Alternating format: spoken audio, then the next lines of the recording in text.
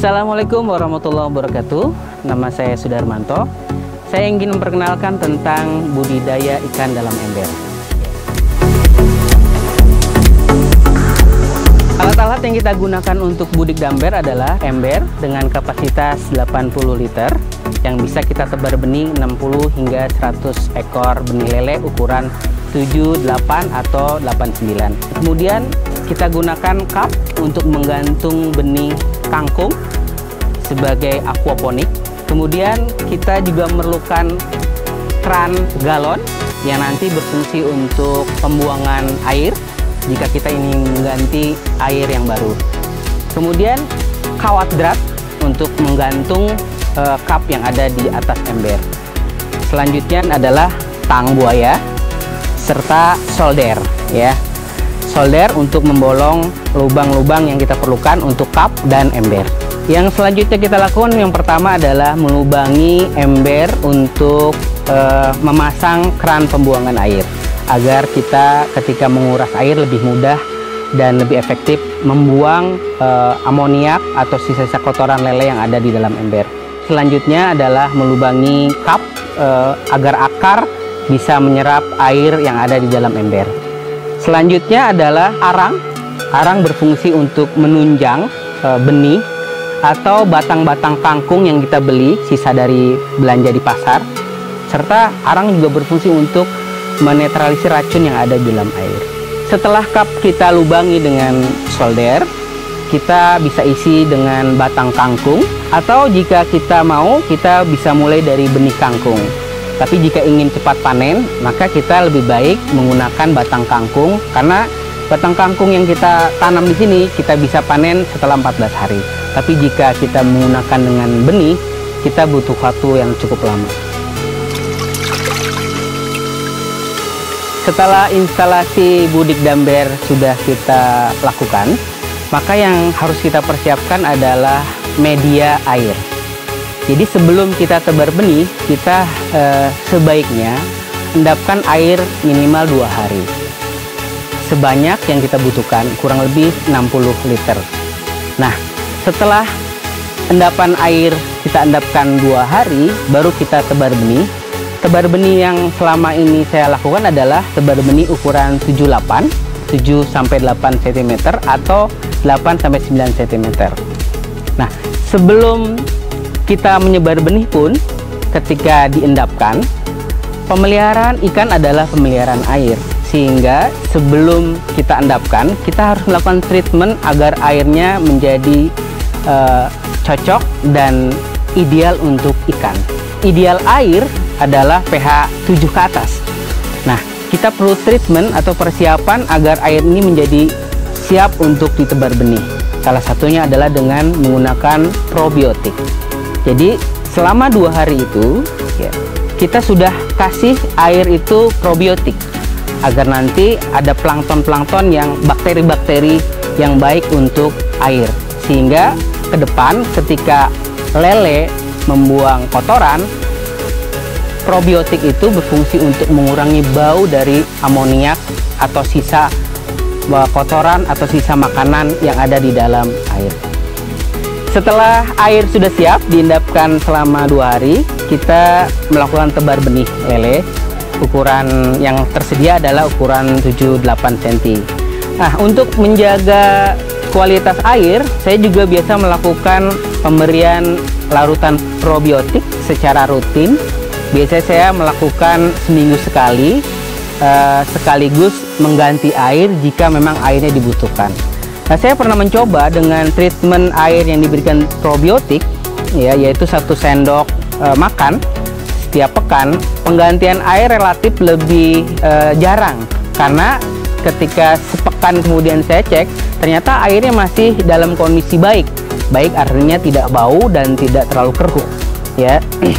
Paling hanya sedikit melakukan pembuangan, karena bisa jadi ada amoniak atau kotoran lele yang menumpuk di bawah dasar ember. Nah, selain memberikan probiotik rutin sepekan sekali, mungkin ada juga lele-lele yang terkena jamur. Yang mesti kita lakukan jika ada lele yang terkena jamur, yang pertama adalah kita harus ambil lele tersebut, kita pisahkan, karena bisa jadi jamur itu akan menular ke lele yang lain. Terus yang berikutnya juga kita harus segera mengganti air agar sisa-sisa jamur atau bakteri yang merugikan di dalam air bisa hilang atau berkurang. Yang juga kita lakukan adalah sortir. Jadi idealnya sepekan sekali kita melakukan sortir perkembangan lele, karena lele termasuk ikan yang memiliki sifat kanibalisme. Jadi rentang sepekan biasanya akan terjadi pertumbuhan.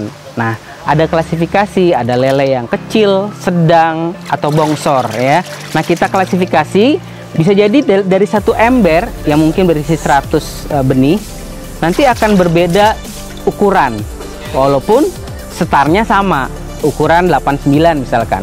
Nah, sepekan kemudian kemungkinan besar akan memiliki bobot atau besar yang berbeda-beda. Nah, itulah dibutuhkan sortir, sehingga nanti lele yang besar tidak memakan yang kecil.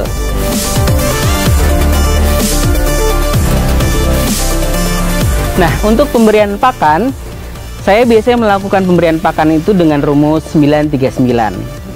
Jam 9 pagi, jam 3 sore, dan jam 9 malam.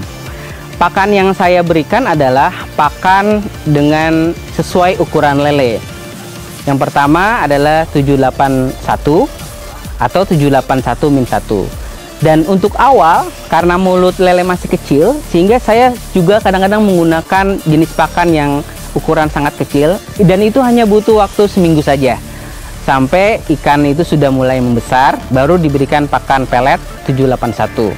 Nah, pemberian pakan yang saya berikan adalah dengan porsi sesuai dengan respon lele.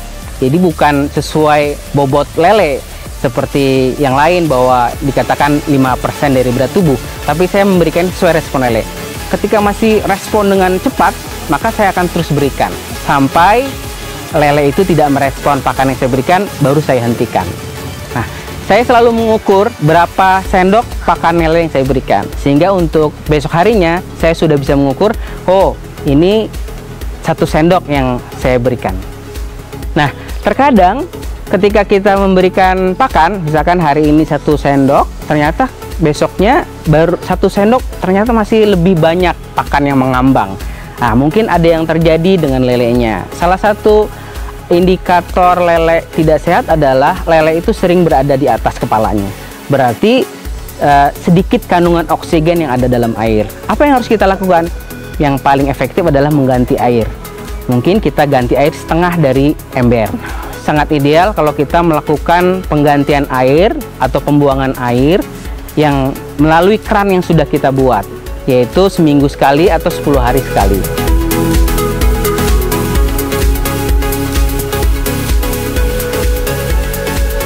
Kapan kita bisa panen budik damber? Berdasarkan pengalaman kami bisa panen setelah 2 bulan. Jadi kalau setelah diperiksa, setelah panen, kurang lebih mendapatkan lele dengan ukuran 18-19 cm dengan bobot kurang lebih 100 gram.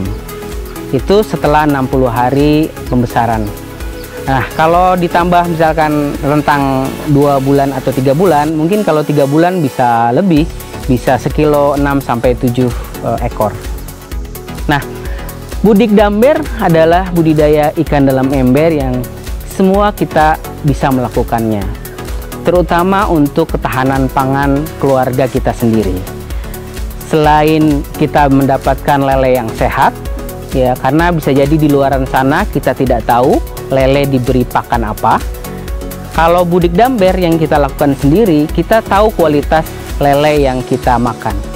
Kalau yang pernah saya hitung, jika kita memelihara lele sendiri dengan budik damber ini, harga lele yang bisa kita dapatkan bisa 50% lebih murah dibanding kita beli di pasar.